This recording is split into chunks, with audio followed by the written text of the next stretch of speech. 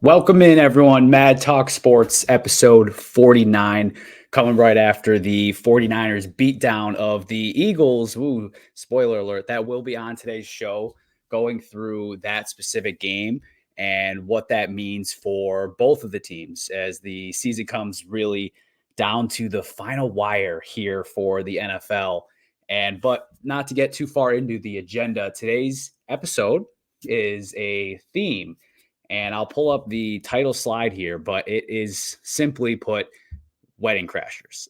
And there is a reason behind it. There's a little bit of meaning here. So we come a day early this week for Mad Talk episode 49. That's part of the reason why it's just your usual host, Joe, here. No Drake, as we had to do this a day early. I will be leaving for North Carolina for cousin Brian's wedding. So, that'll be a good time. And that's something we're going to work into today's episode. It was originally going to be called Why Not Us? And I still think it fits. So that is a game that we will be bringing to the fold later on here today, is Wedding Crashers. And I'll get to that when the time comes. But in addition to the 49ers game, we've got trouble in Duval for the Jaguars that we will have to touch on. Of course, we got to talk about the Packers and their big victory over the Chiefs and what it means for them as well. And as usual, we have our normal offering of the weekly medalists, this time for week 13.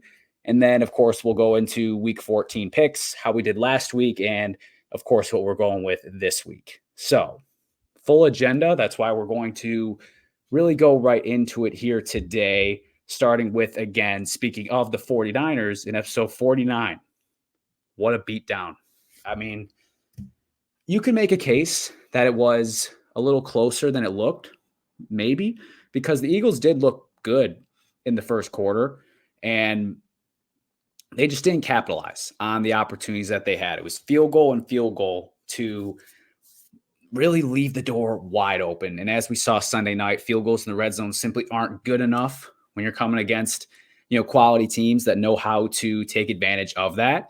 And the Niners, that's all they needed. They just needed an inch, and you gave them an inch, and they took 40 points. Like, they went the whole 100+ yards for Debo, and we'll get to him again later. But the Niners looked great.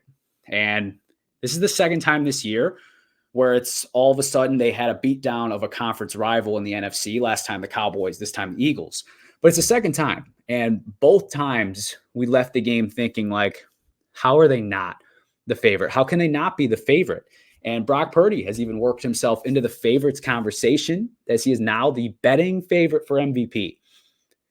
I've been very vocal on my opinion for Brock Purdy, but I told this to Drake after I saw that, like, while no way in hell would I consider him the MVP or would he ever get a vote from me, it's pretty incredible that he's just in the conversation in general. Mr. Irrelevant being able to come that long. And, again, I'm not a big Brock guy. I don't think he is the MVP of that team. I think, frankly, McCaffrey should be getting that attention that Brock is getting. But again, from a positive standpoint, it's just amazing. It's just impeccable that he is in the conversation at all. That's a credit to him. That's a credit to that staff, that team as a whole. So that's first and foremost regarding the favorites conversation. But back to the Niners as a team. When they're good, when they're rolling, they're great. Their A game is probably the best in the league. And it's another team that rich gets richer kind of thing. Like, just like the Eagles, similar. But in this game, they were able to really have their way with that Eagles defense, which has looked suspect all year, and something that they really took advantage of. And the 49ers are as good as anyone at doing that because they have the weapons at all levels, and they have a guy who can deliver on time the way that Kyle Shanahan wants it done. And I think that simple fact is part of what makes them so dangerous. So as much as I do still have doubts on how great Brock is and how other people could step in and do that, as much as I have that, you cannot argue with the results of what he's been having with executing this team. So that's a big credit to everyone there again. Now, on the Philly side, they have a little bit of an excuse. So first part of it is this was like a playoff series, a playoff run, if you will, that they've been on. When you think about Dallas, Kansas City, Buffalo. And they won all three of those games. And all three of those games were kind of down to the wire, and they felt like playoff games, which was great. And it was probably awesome practice for an Eagles team that, quite frankly, they have that goal of needing to beat those types of teams consecutively. And they did. But you have to wonder, did they start to run out of gas? Did they start to run a little dry on the tank when it came to having to get up again for a team that was more motivated, frankly, than they were? The Eagles had, I want to say less to play for, but less to prove. Like the Niners needed to prove, if not to themselves, to the rest of the world, that they could beat the Eagles, because obviously they talked a lot after the, Brock Purdy noodle elbow game about how they would have won if they had him. And now they got to back it up, and they, they kind of proved it. Like, it's hard to say they proved it without the same situation, but they backed it up. At the very least, they backed up what they were talking. So for them, it was, again, a little bit higher stakes, a little bit, as little as it can get for a team coming off, again, 3 consecutive playoff atmosphere games. And for them to come out of that stretch 3-1 is great in and of itself. They do have Dallas at Dallas this week, so we'll get into that later and what that matchup will ultimately go like. So the Eagles have just a little bit of an out, if you will. But it is a little concerning. The defense got not exposed. They've been exposed. The defense got torched. It got torched, and it was bullied really after that first quarter, after the first couple of drives. San Francisco had their way. Anything they wanted, they got on that Philly defense, which we know the secondary is suspect. And we talked about it last week with strengths versus strengths and weaknesses, and how those matched up in this game, to where the Eagles have that front seven that's incredible, but their back end is suspect, while the Niners have a good protection generally and can expose you on the back end if you give them the opportunity. So I was curious on if the Eagles front could overcome that. And I flip-flopped during the episode and went against my gut of the Niners, and went to roll with the Eagles, which was bad call, obviously, on my part there. But the Eagles defense is not great. Now, I think signing Shaq Leonard will definitely help. I think they need another weapon there, or just another guy. I am curious, though, how much it's going to help, because it doesn't seem like adding Kevin Byard has helped at all. They look the same as what they did on the back end before. So I'm starting to wonder if it's not a player thing and it's a scheme thing. But we'll see. We'll see. This is obviously a team that still has a really great offense. So I wouldn't say Philly was exposed, but they maybe a little bit of a wake up that you can't always sleepwalk your way for a half and then all of a sudden turn it on and win a game. It's hard to do that in the NFL, especially when you play the 49ers. So all in all, not the game we were hoping for. And it seems like this is starting to become a matchup of teams that it's more so about the hype than the actual product that they put out there on Sunday when they play. As we've last 2 times, games have not ended up being great. Different reasons, but we'll see. Maybe we'll get a part 3 in the playoffs. One can only hope, and that one ends up being the best of the bunch. But the Niners, as far as being the favorites, I think you would have to say objectively right now, they look like the best team. So I think the answer to that is yes. It's them. I'd say it's them and the Ravens would be my favorites to this point. And lucky us, they play later this year, but we'll get there when we get there. So now that we've gotten past the 49, had to start with 49ers. We just had to. Now that we're past that, our next topic here is Booval. It's supposed to be for Duval, which feels like in bad taste given the Trevor Lawrence injury. Now, I only went ahead with it once it was confirmed that it's a high ankle sprain and not something more serious. Not that that's nothing. Like, that's obviously still a tough injury. He's probably going to miss a couple of games, you would imagine. But either way, even before that, the Jags, this is where I was leaning, like during that game, even before the injury.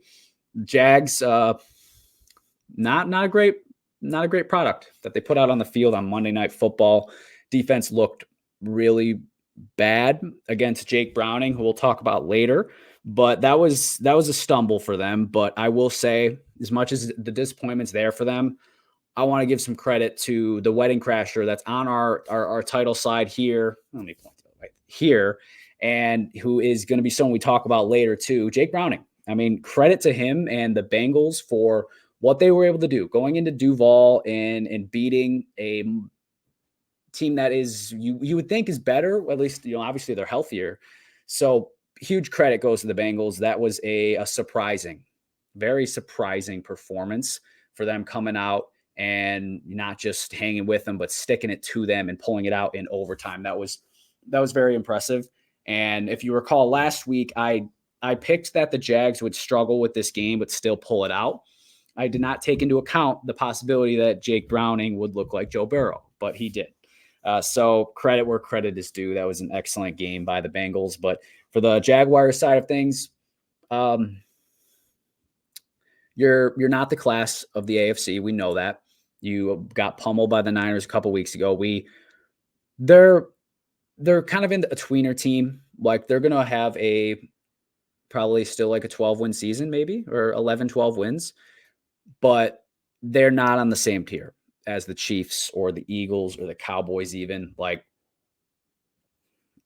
you could say they're comparable to the Cowboys as far as they beat bad teams, but then they lose to good teams. So I think they're kind of on a similar type of tier in that realm. Now I'm higher on the Cowboys prospect of winning playoff games this year than I am on the Jaguars, but they can still be dangerous. They can still do what they did last year as far as win a playoff game and then lose to probably the Chiefs or the Dolphins or the Ravens, but we'll see. Jaguars, that's obviously not what you wanted to see on Monday Night Football, especially with the injury, but they'll be okay. They'll be okay. They're not great. So if you thought they were great, maybe this was a wake-up call, but if you thought they were pretty good to good, then this is exactly what they were supposed to be, or they're still what they were supposed to be.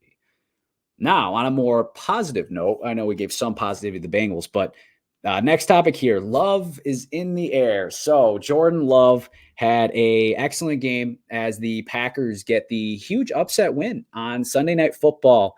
And I hedged my bet last week. I picked the Chiefs, but I picked the Packers to cover, which was a good call. But the Packers have certainly found something. And something that can't get lost in the shuffle, because there's been a lot of talk about the no call pass interference on MVS and really just the reffing in general. I don't want to spend a lot of time to that because I think it robs of the actual game itself. So something to note for the Packers and what they've been doing. So of course I'm a Packer fan, so obviously I have very good insight and feel for what they've been doing. But those of you not paying direct attention may have forgotten the fact that they're on this 3-game win streak without Aaron Jones, without Luke Musgrave, without David Bakhtiari, who we've been without pretty much the entire season. Jaden Reed missed a game. Deontay Wicks missed a game. Or Dontavian Wicks missed a game. Packers are not healthy. They are not a finished product, but they've looked much better, especially on the offensive side of the ball, because Jordan Love has some special. He has some special. And I don't want to overreact because I think a lot of people have overreacted multiple times this year on Jordan Love. I think after 2 games, everyone was ready to say he's the next guy, which I was cautiously optimistic. Not cautious. I don't want to be even that pessimistic sounding, even though cautiously optimistic is, of course, cautiously optimistic. Like, there were some things on Love that I've been sold on right away, as far as his poise and at first his decision-making. He had some rough stretches there, but then also just his general arm talent. Not super accurate to start the season, but his general arm talent and just clearly his ability to process. So there were things I could see right away, but I think people went a little overboard as far as thinking he was ready early on. And then on the flip side, when we go through some struggles, they're ready to say he's terrible, he's a bum, Packers whiffed. And obviously it's been a stretch, but it's important to maintain through the ups and downs. And for Jordan Love and any first-year quarterback, as far as first-year starting quarterback, I think there is some merit to that. But Jordan Love has been absolutely balling. And especially, I personally thought it turned around that Steelers game. And he threw 2 picks. And yeah, you could make an argument those were the 2 most important drives of the game for them, like both late in the game. But I thought he played well. I thought he was poised against a great defense. And I thought that was the first game where he made like wow type throws, like where it was like, man, that guy wasn't just open. Like that was a dot. And we've seen that continue to grow and him to take more steps there. And I think this Chiefs game was his best game. I think so. And the throw to Dobbs on 4th and 1 was incredible off his back foot, dropping it in a bucket. On the broadcast, they said it was like he was playing cornhole and just dropping it in the hole. And I thought that was a great explanation because that's exactly what it was like. That was just an amazing toss. And Dobbs, it was like he turned at the last second and he realized in his head and was like, I can't go up for this. I can't make for an adjustment. I just have to hope it lands in my hands. And it did. That was an excellent play. And then it was followed up, of course, by the touchdown to Watson, which was, you could argue equally impressive. So the wow throws have been there. Jordan Love deserves a really big shout, but I do have to say Matt LaFleur's play calling has been much improved over the previous few weeks. I think the Packers had gone very, very vanilla, too much so in the middle stretch of the season. Part of that could be injuries too, to where Jones is out or Watson's out or Reed or whoever, and you just don't feel like you can do everything you want to do. But it seems like LaFleur has just decided to say, fuck it, we're going to do that. And the Packers are another team that is going to get, talked about more here today, obviously. But that's the Packers side of things. Like, it's been a very impressive turnaround. Defense has been passable and like just good enough. And it's led by the pass rush, specifically Rashawn Gary, and then a lot of people stepping up on the back end, like Ballantyne and Valentine, the corners, and what they've been able to do, and Jonathan Owens at the safety level. Like, just everyone stepping in, I think, has been very big for the Packers defense. Now, the Chiefs side of things, I thought they played okay. I really did. Like, I think people are overreacting. I think the Packers brought their A- game. Like, I give them a 93 for how they played. Like, they were mostly great with a few slip-ups. And the Chiefs, I would give a B plus. I would give them like a solid 87, 88 out of 100 if this was a test score. Like, I thought they played fine. The defense, that was arguably their worst defensive game of the year. I would make the argument that it was less about them messing up and more about the Packers' success, actually, because there weren't just guys just running wide open. Like, those were good throws, and those were like tight routes. Those were well-designed plays. And I think the Chiefs defense was just a step off on like a lot of plays throughout the game, which obviously it's a game of inches. So one step matters a lot, but I don't think they played all that bad. And the offense was able to move the ball. It was just, again, the fact that the Packers defense was good enough on the first drive to hold them to 3. Good enough on the next drive to let them in the red zone and hold them to 3. Good enough on the next drive to, when they did score, to make it 14-12, you stop them on the 2-point conversion and still keep the lead. Like, everything was just good enough. And then finally, one big play made by Keyshawn Nixon on that interception, which was really the turning type of play in that game as far as who was the best chance to win. So the defense being good enough, the Chiefs offense I thought played fine, not great. I do think they have a ceiling. I think this year, the Chiefs, I don't want to say can't win the Super Bowl, because obviously they can, but I think this, of all their years, is the most likely for them to not be hosting the conference championship game. So they would have to play Wedding Crasher. They would have to play spoiler, I think, to whoever the 1 seed ends up being between the Dolphins or Ravens, or who I would expect to be in that race. They could still get the 1 seed, but either way, I don't think they will be the favorites in the conference championship, because I feel like they're going to be playing the Ravens, and I think the Ravens are the better team to this point. So the Chiefs, their ceiling is starting to form, which I don't think we felt that way. Now, when you have a great quarterback, a great coach, a great tight end, and a great defense, you can overcome being not quite as talented on the outside at receiver and whatnot. But I think right now they would struggle to beat a team like San Francisco or a team like Baltimore, in my opinion. I still think they're a top 10 or obviously top 10. I still think they're a top 5 team. I just think they're closer now to like 3 or 4 than they are to 1. So the Chiefs have some figuring out to do. Otherwise, again, I think they will be in a position where they will not be hosting the conference championship game. Next topic here is Pit of Despair. Pittsburgh of Despair, to be exact.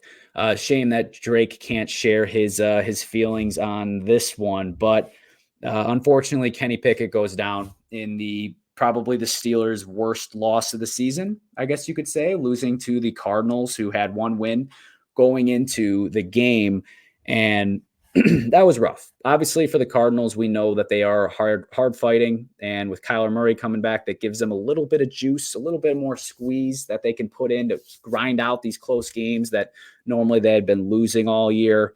So credit goes to them for sure.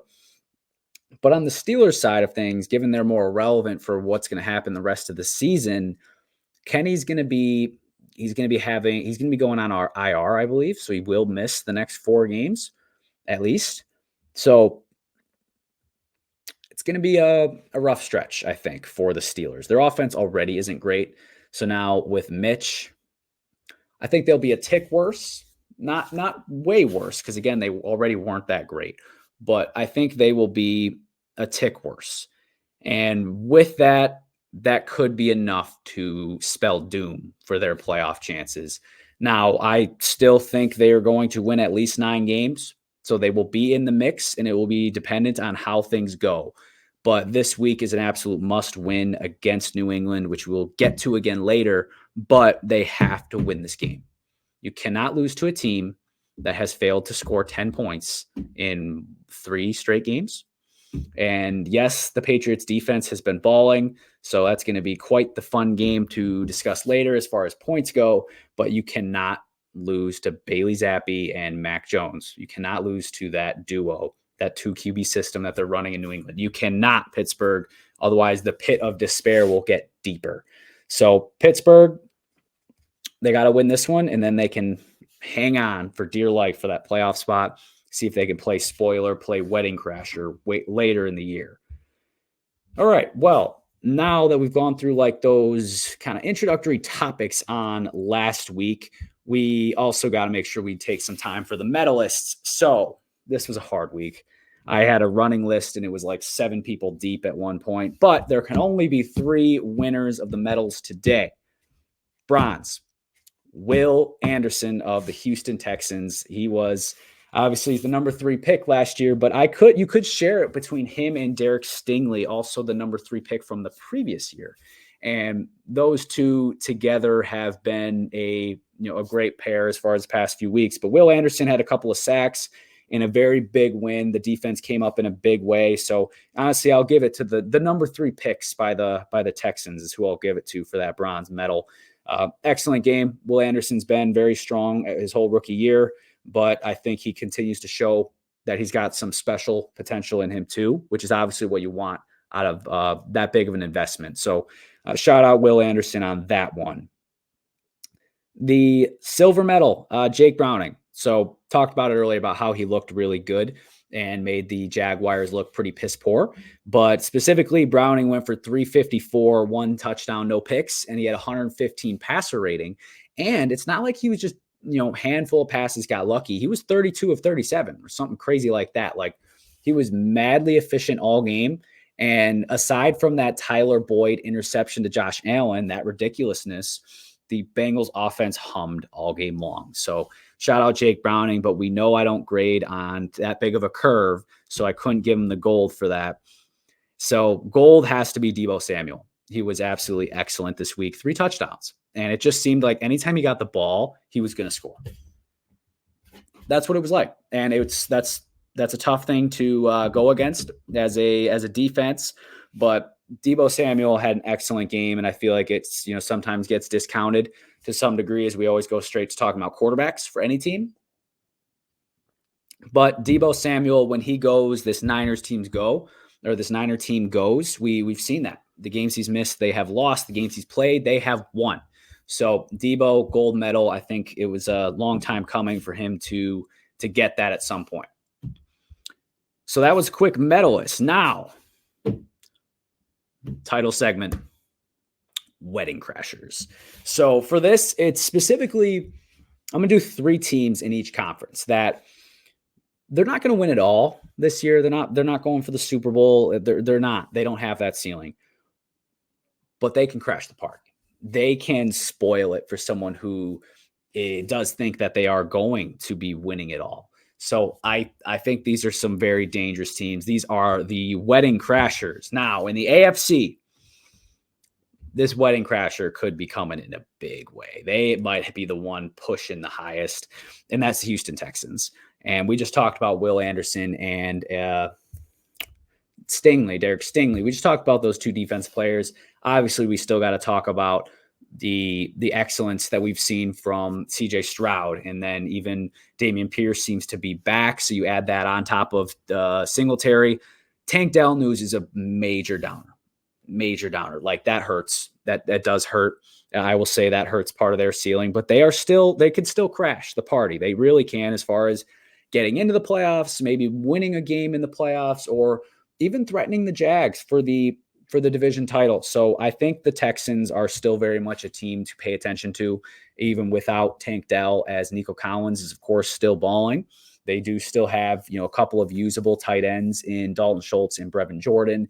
And then Robert Woods is still on that team. So they can still do things. And I like Bobby Slowick. I've given him major shout outs. I like DeMeco Ryans. I think the defense is starting to put it together. So the Texans can certainly crash the party. And, wedding crashers, the Texans aren't Owen Wilson and Vince Vaughn, but, they're real players in that. Staying in the AFC South, all of the same types of things apply. Not as high of a ceiling, but the Colts. And Gardner Minshew is on the cover here. Just to give him a shout. Jay is a big Gardner Minshew guy and always been a big proponent on him deserving more of a shot. So massive props to Jay for sticking with the guy, but also to Gardner for taking advantage of his opportunities now. But the Colts, even without JT, which he should return. So as long as they can put themselves in position, in striking range to get into the playoffs, I think they can be a pest. And Pittman has been balling with Gardner Minshew. Josh Downs has been playing well over the course of the year. Pierce took the next step this last week, getting his first touchdown, adding a deep threat to that team, which I think is pretty important. It seems like no matter who's tight end in Indianapolis, they get them involved in some capacity. The O-line has been much better. Defense has got to be better. Since the release of Shaq Leonard, it does feel like they are missing difference makers. So I'm curious to see how that plays out over the course of a playoff run. But they can still be a wedding crasher, in my opinion.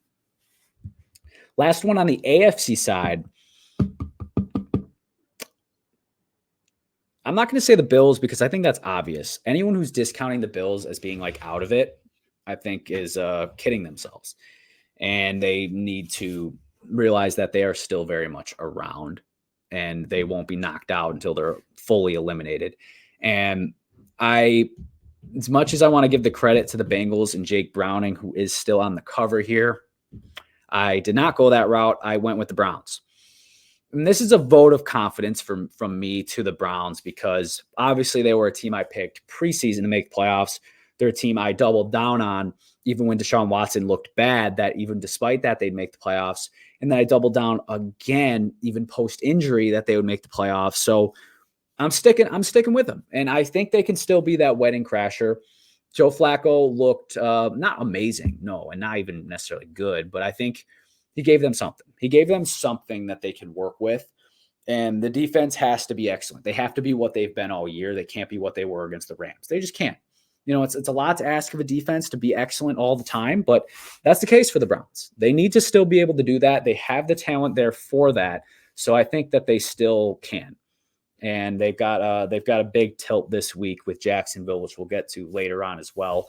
But I think the Browns still very much can be a wedding crasher for getting into the playoffs and making someone's life absolute hell in the wild card. So that's AFC. We've got Texans, Colts, and Browns. Now, the NFC, let me start with the obvious one. Last name is Love. Love can crash the wedding. But Jordan Love and the Green Bay Packers are wedding crashers. Now, this is a different category than the Packers are used to being in. more so used to being in the contender category, or some people may argue pretender, but I would say contender is the more accurate phrase over the course of the Aaron Rodgers era. But now it's more of that wedding crasher, to where, man, they could totally get in. Right now they are in, but they could totally stay in and go to Detroit and win. Go to Philly and win. Go to San Francisco. I don't know. I don't know how I feel. Packers, Niners, always tough. We'll get there when we get there. But the Packers are a pain in the ass right now for whoever's going to play them. Back-to-back wins over the Lions and Chiefs is already more cred. It's already more justice to the Packers' like ability to beat good teams than teams like the Dolphins have all year. Teams like the Cowboys have all year. Not being able to beat good teams. The thing about the Packers is that they've proven that already. So Packers can absolutely be a wedding crasher. We've already talked about them a lot. I'm not going to go into it more. Next up is a team with championship credentials, not the Buccaneers, but the Rams. And it's the Rams because they still have Matt Stafford. They still have Cooper Kupp. They still have Aaron Donald. Now, those are the main three. Other than that, it's been a lot of interchanging. But I like Kyron Williams. I like Puka Nacua. The O-line was better against Cleveland than they had been, so that's a good sign for them. Higbee's more involved in the offense, and they've been able to sprinkle in the other weapons like Tutu Atwell, for instance, a fair measure of success, and the defense has been all right. So all in all, I think the Rams could still be dangerous, can still be a team that can, like, if they catch you on the right week, they can get you. So they're not as like scary of a wedding crasher, but they're more of that Owen Wilson wedding crasher. And, Owen Wilson kind of looks like he could, be in that Matt Stafford realm. The last for the NFC is the Seattle Seahawks. And I think they proved that Thursday night in their game against Dallas, is that if you sleep on them a little bit, they can you can find yourself in a tough game, and those games are pretty 50-50. So the Seahawks can absolutely still be a spoiler type team, a wedding crasher.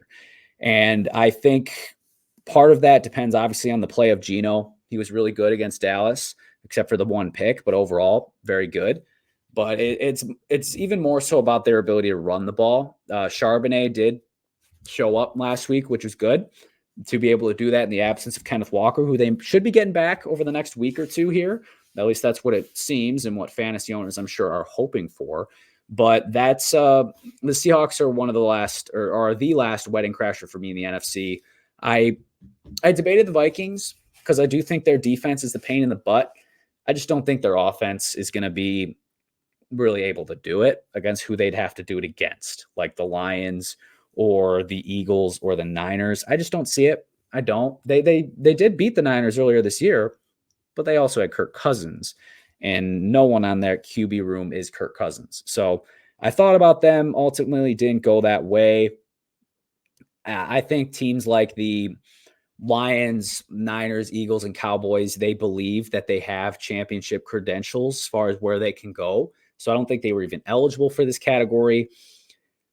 I don't believe in any NFC South team as far as like even being able to be a wedding crasher. I don't. I think that would just be that would take a choke by whoever is playing them, as it's likely going to be Philly or Dallas. So that's the NFC side. AFC side, for teams I didn't go with, Chargers I think are done. 6-0 win over the Patriots is kind of an indictment at this point. And then other teams like the Bengals, despite Jake Browning, I don't expect that to continue. I don't. Other teams in the hunt, the Broncos, I think it's going to be a tough road in. They still got a shot, but last week's loss definitely hurts a lot. So that wraps up wedding crashers. And something else I originally had for today was going to be a gas or pass with a couple of general takes for the remainder of the year. But given that no one can call me out on that one way or another, we'll save that for Drake's return next week, episode 50, which is big milestone for us at Mad Talk. We're at about a year mark from when we started going last year, and a lot of parallels this year. Packers in a similar spot as last time around. Same with Steelers. So that's always fun when you can kind of see some of those over time. But that wraps up Wedding Crashers. Again, the title aspect for today's episode. And again, an expedited episode given the theme of the day being the episode before the wedding. So the last thing today will be picks, but we are doing well on time. So we can spend a little bit more time here, which is good because I'm going to say I got a little cocky last week with the picks. I was riding you guys know that I pat myself on the back when I'm right about these things, but I'm also going to tell you when I'm wrong. So last week was our first losing week in a month and a half. We went 6-7 straight up. So that was tough. That ties our worst week of the season. That ties week 7, which was also 6-7. Against the spread, we were 5-7-1. Again, that was another losing week. We've had 2 out of 3 losing weeks against the spread, but we still remain plus 20 against the spread, which is still very good. But with that in mind, that was our worst week also since week 7. So week 7 was a tough week, but after that, we bounced back really well. So let's bounce back again this week. Thursday night football. Hope you like field goals because we've got New England at Pittsburgh. Pittsburgh favored by 6. And everyone, you guys all know the drill by now that I do my picks before looking at the spread. And this week, that's even harder because I'm making these on a Tuesday. But this, first Thursday night game, that's pretty decent timeline anyways. But I've got the Steelers at home, 13-6. And again, I mentioned how I hope you don't like points. I hope you like field goals because that's what these two teams do to score points. The Patriots lost 6-0 last week. The Patriots are the first team since I believe the 40s to give up 10 points or fewer in 3 straight games and lose all 3 games. So I think this week they break that streak by giving up 13 and losing 13-6. But Steelers better be careful because last time when they played last year, the Patriots were able to win like a 13-9 type of ugly game. So they should be careful. But I do have the Steelers winning and covering the 6-point spread, which is a pretty big spread for 2 teams that can't score. Next up, we've got the Texans at Jets, and the Texans are favored by 5.5 at MetLife Stadium. Man, the Jets, it felt like they could have had the Falcons. It felt like they really could have. I flatly disagree with the decision to start Tim Boyle and then start Trevor Siemian or like put in Trevor Siemian. Just roll with Zach. At least you've seen at one point or another, he's had a good game, at least an all right game. I don't know if you can say that about Trevor Siemian, and you certainly can't say that about Tim Boyle. So I frankly disagree with that. But the Texans, I think even without Tank Dell, I think they go into MetLife and they win this game pretty handily, 23-13. They don't put up a ton of points. I do think the Jets defense is still going to keep playing hard for at least the foreseeable future.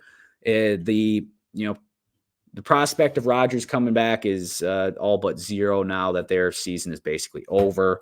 But that's okay. That's, their year is next year anyway, when, hopefully Rodgers can come back healthy. But the Texans win this game by 10 and continue their push towards a playoff spot. So not the greatest game there. But next up, this is a pretty good game. We got Rams at Ravens.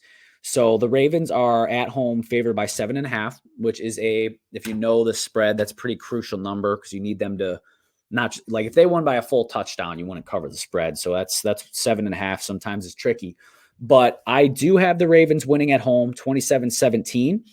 I think this game can be sneaky close, but at the end of the day, Lamar against the NFC is unstoppable. Like he has a amazing record. It's something crazy, like 20-2 or something nuts like that. His record against the NFC.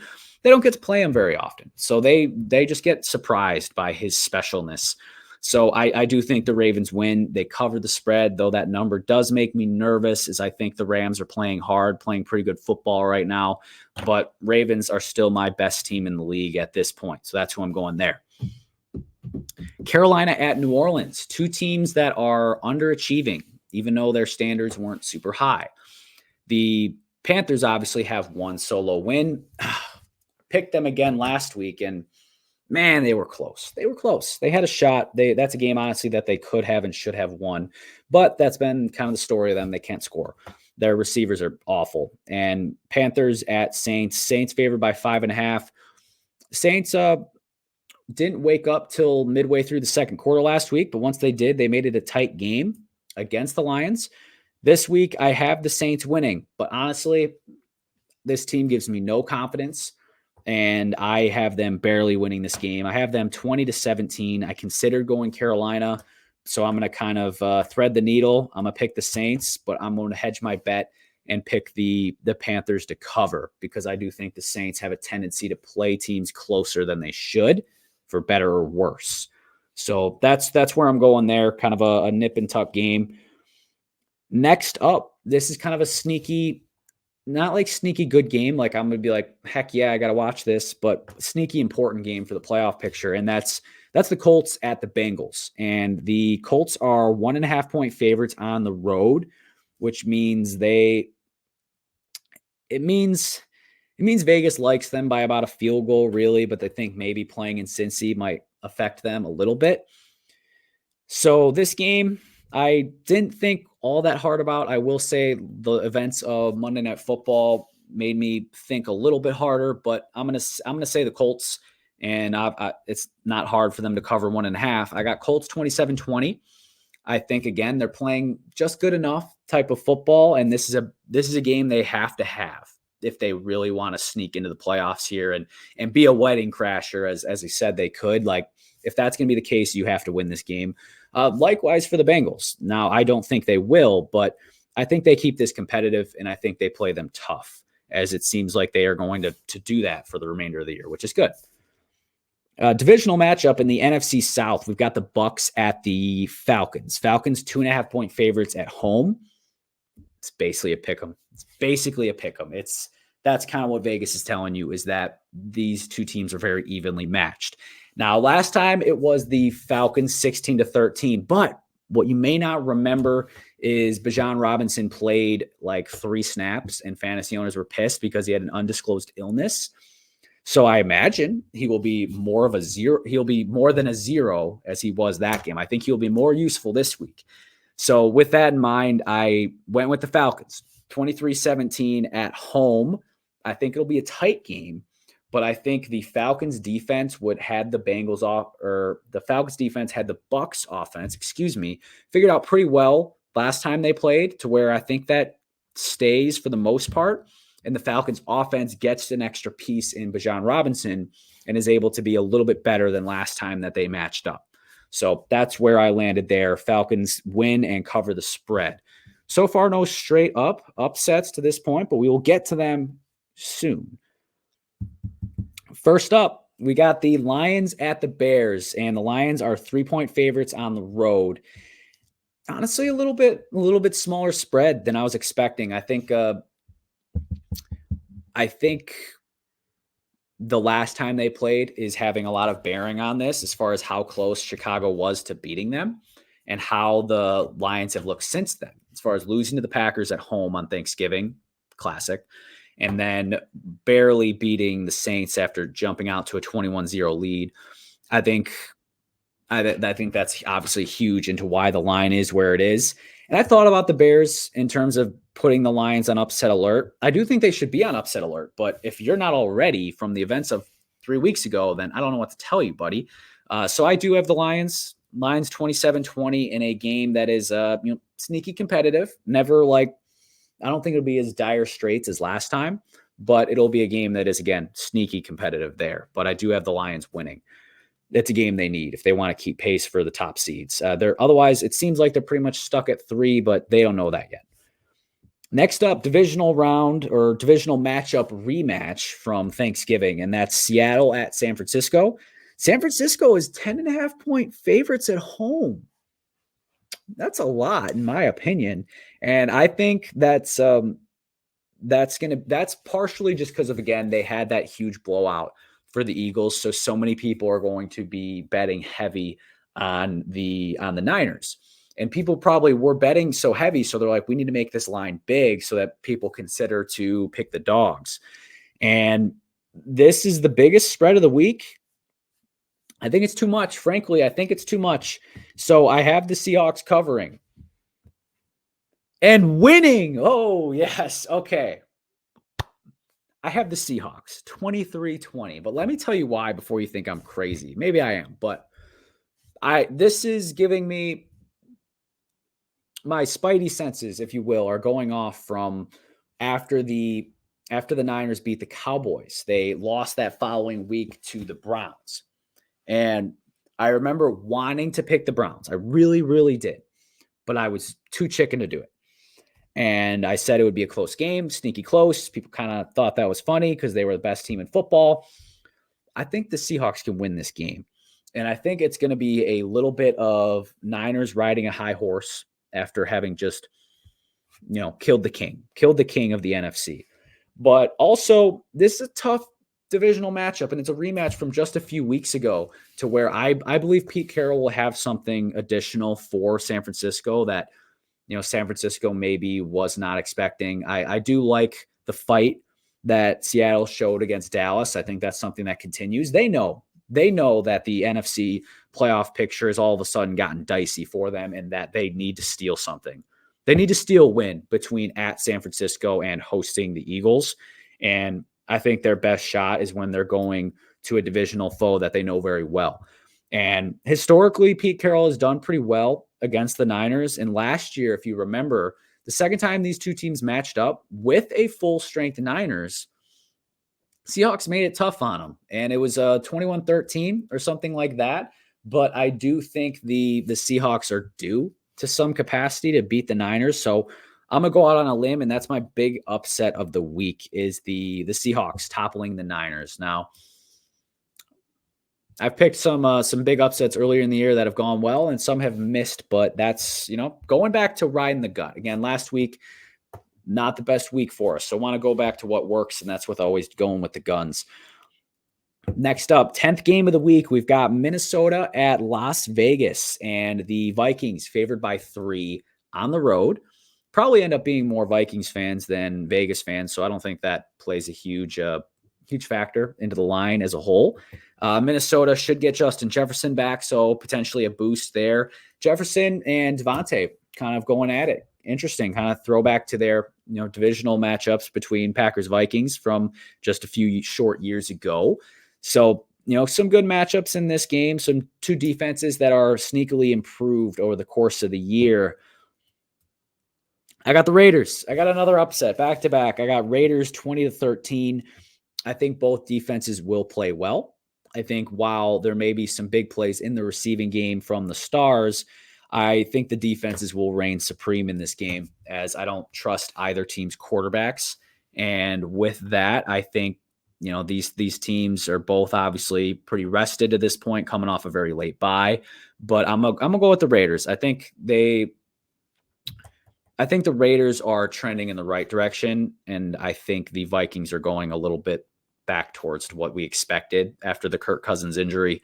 I just really have big questions about the quarterback room after their loss to the Bears. So another upset there in the Raiders, getting that 20-13. Big upset there. Next game, Denver at LA, the Chargers, that is. Chargers 2.5 point favorites at home. But as we know, just like with the Rams, just like with the Raiders, there is no home field advantage for them. So this will probably be more Broncos fans than anything. Broncos coming off a tough loss to the Texans, and the Chargers having barely beaten, again, the 2 QB system between Bailey Zappi and Mac Jones, which is probably the most comical QB situation of recent memory. So not exactly an inspiring win, but it is what it is. So for this game, I went a little back and forth, but I landed on the Chargers, and I've got Chargers 27-20. And this is another part of those they're due type of picks. Like, this is one where people see and they're like, oh, the Chargers they're slipping up. which is true. They have been. But I think there's an aspect of their due on offense to start clicking. And the Broncos offense still isn't great. Now, maybe they'll be able to take advantage of the Chargers' lackluster defense, but I think there's just something missing on the Broncos offense the last couple of weeks, even over the course of the win streak. And I think this is a game where they get got. I think this is a tough game for them, and their win streak is going to start to mellow out a little bit. So, not my favorite pick of the week, but since I pick every game, I do have the Chargers winning and covering the spread. I kind of thought they would be dogs in this game, quite honestly. Next up, a big ticket item, and that's Bills at Chiefs. Chiefs just 2.5-point favorites at home. Vegas is begging you to pick the Chiefs, and it's because they know that a lot of the national perception on the Chiefs is down from losses to the Packers and the Eagles and the Broncos as of late, and even the Lions dating back to week 1. So there is some of that going on here. But I think Vegas is onto something. I think they want people to bet Kansas City because they're afraid of what the Bills might do this week. I got another upset here, and it's I wasn't sure I was going this route until earlier today, but I got the Bills 27-23, and I think it's again a little bit of desperation factor for the Buffalo Bills and Josh Allen specifically, like just one of those gotta have it type games for a lot of people in that organization and the staff and everything like that. And the Chiefs just I think their defense missing some key players. They had a couple of notable injuries against the Packers on Sunday night that I think affected them a little bit in that game, and it might affect them moving forward if they do miss significant time. That plus obviously the receiver room being quite suspect is very real in my opinion. And I think they're still a very good team and they're going to be fine, but they're going to have a little bit of a reactionary media panic after they lose back-to-back when they fall to the Bills this week. Bills, upset pick, one of the other upsets of the week, 27-23. Next up, perhaps the big ticket item of the week, and that's a rematch between Philly and Dallas. Again, this time it's in Dallas. And I said last time when they matched up, when I picked Philly, that if it were in Dallas, I'd pick Dallas. And I am living up to that, even though it's hard to imagine Philly losing back-to-back games. Again, a little bit of their due factor for the Cowboys beating the Eagles, but also the Cowboys at home are excellent. We know that. I think they got their wake-up call a week early from Seattle, so I think that'll actually play to their benefit this week. And I do think that Eagles defense has been, again, it's been highlighted, the problems that they have on the back end. Cowboys offense can take advantage of that, and I believe that they will. And I think that the Philly offense is just a wee bit off the past couple weeks. Not like terribly off, not like sound the alarm, like something's wrong. Jalen Hurts isn't as good as we thought, so on and so forth. Like it's not that, but I do think they've been a little bit off on some drives. It just feels like I think it is the absence of Dallas Goedert is noticeable in my opinion. Even though they've won some impressive games over the Bills and the Chiefs, and even for segments of those games they've looked excellent. But when it comes to beating a great offense like the Cowboys, I just don't know, especially when going against that Cowboys defense. Next up, we've got the Packers at Giants, and I have picked against the Packers for 3 straight weeks now, and I just couldn't ruin the fun. So first week, it was the Chargers, which I honestly was just tired of being wrong about the Packers, and I'm like, I feel like I got to throw a bone against them and, just tired of being wrong. And then when I was wrong again, I was like, let's go. I think this is going to work. I'm going to do it again. Just why not? Maybe we're onto something. So I picked the Lions to beat the Packers, but I picked the Packers to cover, and it was right. I was wrong about the Lions, but it worked again. And then I had the Packers covering, so it was good for the spread picks. And then last week, I'm like, let's try it again. Let's have the Packers lose but cover. And obviously the Packers win, which means they cover. So again, threading the needle in that regard, hedging my bet is actually more accurate. Now I'm ready to just start picking them again so I can win both of them. I feel like I did my part with my sacrifice of being wrong 3 weeks in a row and sacrificing 3 games in the win-loss record there. So I got Packers 27-16. They are 6.5-point favorites on the road at MetLife. And that's, I think that's a fair spread. Packers offense, I think, will continue to look good, putting up 27 points. Defense, I think, for the Packers will have segments of this game where they look really good. And then I think they'll have segments of the game where Saquon Barkley runs all over them. But all in all, red zone defense has been much improved. So Packers able to keep the Giants out of the end zone most of the game. Offense able to move it pretty consistently throughout. Packers seem focused, and I really don't expect a letdown game out of this one, at least. So Monday Night Football, Packers win 27-16. The other Monday night game is Tennessee at Miami. So I guess they chose a good week to have two Monday Night Football games because both of these ones are kind of sleepers. Not sleepers as in like sneaky, sleepers as in yawners. So I got the Dolphins 34-17, doubling up the Titans. They're 13.5-point favorites, so that's about right. Gives them a win and cover. No need to overthink this. I think it's similar to not quite the same level as the Miami-Washington. Washington's defense just got awful. But Tennessee gave up, 30 points to the Colts. So the Dolphins should be able to easily put up 30 and change, especially at home, especially under the lights, especially as Tua and Tyreek want to continue lobbying for the MVP award. So I do have the Dolphins winning and covering, which does wrap up the week. But a quick review. These will obviously get posted as per usual in real format. But to go through it real quick to sum it all up. So we got the Steelers winning at home on Thursday Night Football, winning and covering the 6-point spread against New England. We've got Houston going on the road and beating the Jets and covering the 5.5-point spread. At home, the Ravens, favored by 7.5, win and cover against the Rams. Saints win at home, but Carolina covers the 5.5-point spread. So threading the needle on that one.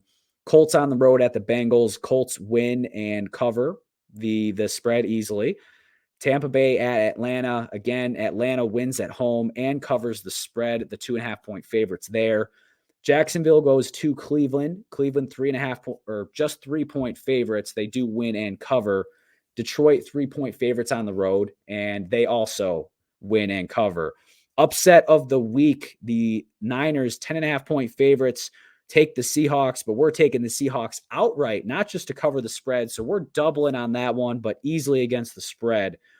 Vikings at Raiders. Vikings 3-point favorites on the road. We've got the Raiders winning outright and obviously covering that spread. The Broncos at Chargers. Chargers favored by 2.5. We got the Chargers winning and covering the spread. The Bills, 2.5-point dogs, winning outright, upsetting the Chiefs, who are 2.5-point favorites. Cowboys, 3.5-point favorites at home. They win and they cover over the visiting Eagles, who were soaring but a week ago. Packers, 6.5-point favorites, flying high. Love is in the air. They win and cover against the New York Football Giants. And lastly, to end out Monday Night Football, Dolphins, 13.5-point favorites, biggest spread of the week. They win and they cover at home. MVP race for Tyreek continues to skyrocket and just swim through the air. And that's a wrap on the Week 14 picks. And likewise, that's going to be a wrap on episode 49, Wedding Crashers.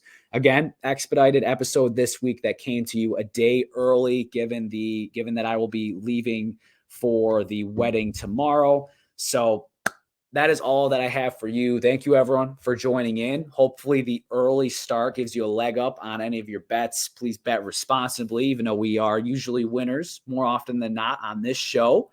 But again, thank you for joining in. Make sure to check out the show. You can find us at Mad Talk Sports, and that's on Spotify, YouTube, and Instagram. So give us a follow there. Check out all the great content that we continue to put out on a weekly basis.